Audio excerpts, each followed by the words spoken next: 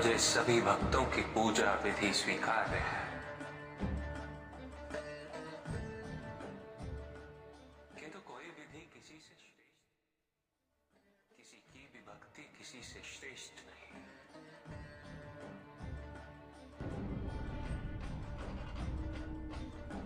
श्रेष्ठ है तो केवल उस भक्त की भक्ति जो इस क्षण भी मेरी पूजा कर रहा है। क्षमा कीजिएगा महादेव, आपकी पूजा आरंभ ही करने वाला था कि मेरी दृष्टि इन दोनों पर पड़ी। तन ढकने के लिए वस्त्र नहीं थे। इस बालक ने कब से आहार ग्रहण नहीं किया। आपको अर्पित करने के लिए मैं जो भी लाया था मैंने इन्हें समर्पित कर दिया है। किंतु आपने इन्हें जो कुछ भी अर्पित किया वो मुझे ही अर्पित हुआ है नारायण। यही तो है मेरी सच्ची उपासना। संसार से दीनता, भूख और हिंसा को दूर करना।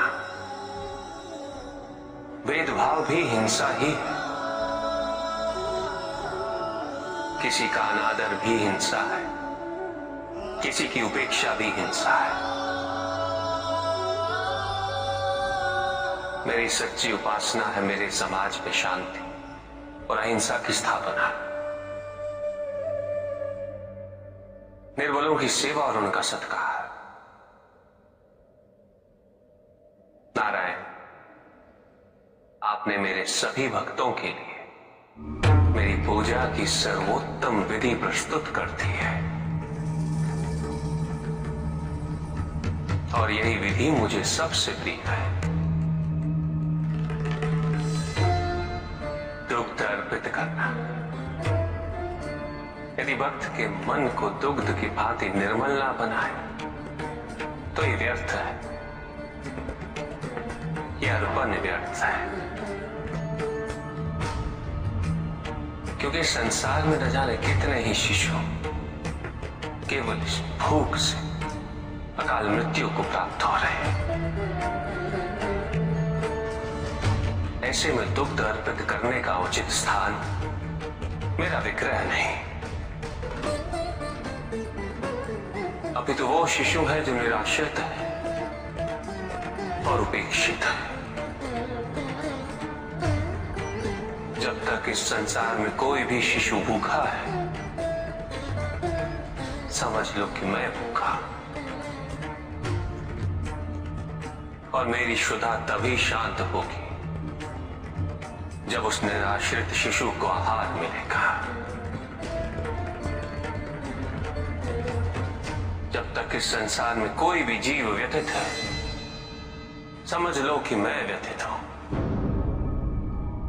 जब तक संसार में अन्याय और भेदभाव है,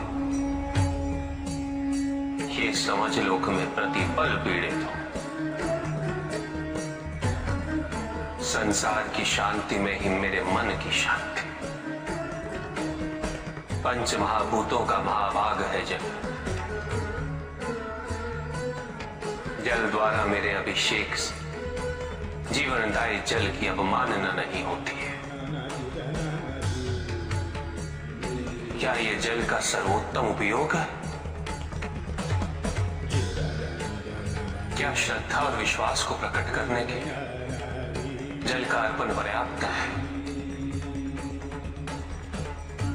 क्या निर्जल पूजा करने से मैं मन की भावनाओं को महत्व नहीं दूंगा? जल आत्मा की संजीवनी है। असंख्य मनुष्य व जीव जंतु जल के अभाव में जीवित रहने के लिए विवश रहते हैं। न जाने कितने व्यक्ति जल की एक बूंद के लिए तिरछित रहते हैं। ऐसे में जब नदी की भांति जल मुझ पर अर्पित किया जाए, मुझे पीड़ा होती है। जल शरीर का संचालक है। यदि मेरे भक्त इसे जीवन सुरक्षा हेतु अर्पित करेंगे, मैं तब भी मदद हो उठूंगा। बेलपत्र मुझे अति प्रिय है, ये मेरा संताप हरते है। धतूरा मुझे प्रिय है, ये मुझे शांति देता है। किंतु यदि संसार शांति का युद्ध क्षेत्र बना रहेगा, मेरे स्वजनों के बीच सदैव महायुद्ध छिड़ा रहेगा, तो मात्र धतूरा और बेलपत्र अर्पित करने से मेरे मन को शांति कैसे मिल जाएगी?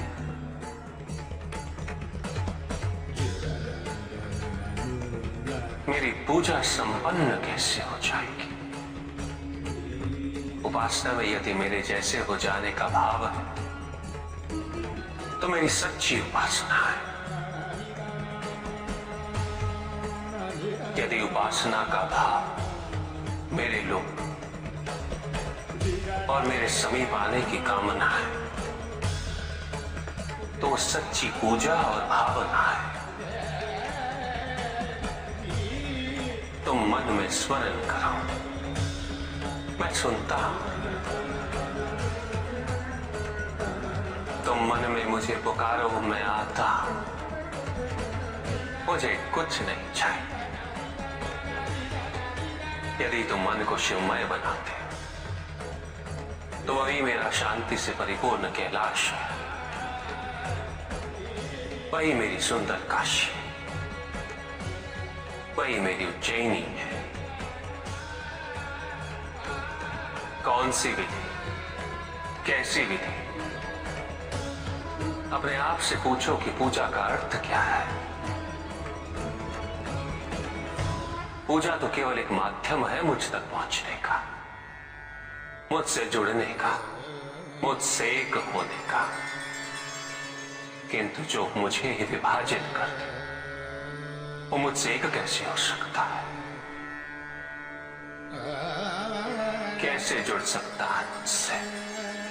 जो अपनी भक्ति के मार्ग को औरों के मार्ग से श्रेष्ठ समझे, उसकी पूजा में सदैव अहंकार विद्यमान होगा। पूजा करने के लिए श्रेष्ठता का नहीं, समानता का भाव आवश्यक है। समानता केवल उनमें ही आ सकती है जिनका मन अपने आराध्य के प्रति समर्पित है। क्या पूजा साधनों पर आश्रित है, सामग्री पर आश्रित है, विधि पे आश्रित है, या भक्त के भाव पर, उनके विचारों पर?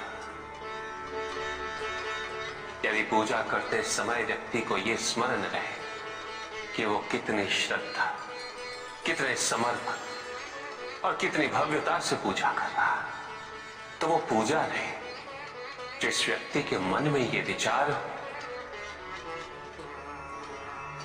कि उसके पास पूजा के पर्याप्त साधन नहीं, तो पूजा उसकी भी सच्ची नहीं होती। पूजा तो केवल वही सच्ची है जब भक्त के मन में आराध्य के अतिरिक्त कोई विचार ना हो, कोई संकोच ना हो। भक्त को यह अनुभूति हो कि वो अपने आराध्य से पृथक नहीं, उसके आराध्य उससे पृथक नहीं। और जो भक्त ऐसा सोचेगा, वो भक्ति के अन्य मार्गों का भी सम्मान करेगा। स्मरण रहे, मुझे पाने के लिए किसी और व्यक्ति को माध्यम बनाने की आवश्यकता नहीं, क्योंकि भक्त मुझे अपने मन की पवित्रता से प्राप्त कर सकता है। यदि भक्त का मन ही निश्चल नहीं, तो किसी और के माध्यम हो जाने से वो कैसे संभव हो जाएगा? और यदि मन पवित्र है तो फिर माध्यम की आवश्यकता ही क्यों? मेरी प्रार्थना करने के लिए प्रेम पूर्ण हृदय चाहिए, ऐसा हृदय जो जीवन के प्रत्येक क्षण प्रेम पूर्ण रहे। और यह तभी संभव है जब व्यक्ति सबसे पहले अपने आप से प्रेम करना सीखे, अपने आप से जुड़ना सीखे। जब तक व्यक्ति को अपने मन में विद्यमान दिव्यता की पहचान नहीं होती, वो दूसरों में भी उस दिव्यता को नहीं देख सकता।